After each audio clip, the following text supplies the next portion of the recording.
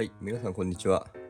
今回はですね、低脂肪の牛乳とお酢で簡単なチーズを作っていきたいと思います。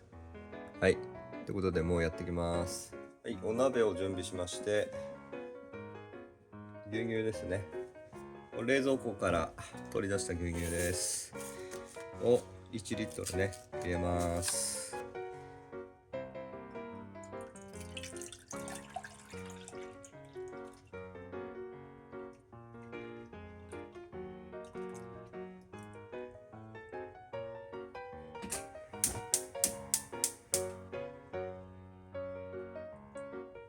そしたら弱火に火をかけます。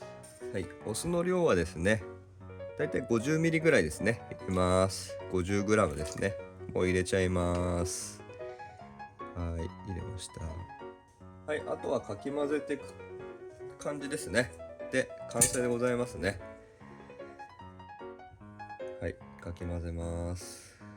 ゆっくりね、かき混ぜながら温めます。で、だいたいですね、牛乳の温度が60度から70度ぐらいになってくると固まってきますね。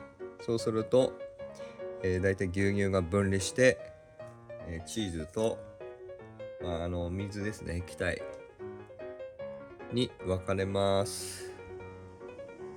このね、温度計があると便利なんですけど、なくても感覚でだいたいいけたりしますね。はい。で、混ぜながらやらないとね、鍋底にくっつきますんで、ちょっとずつね、やってください。はい。で、他に必要なものはですね、ざるとボウルですね。ざるとボウルが必要です。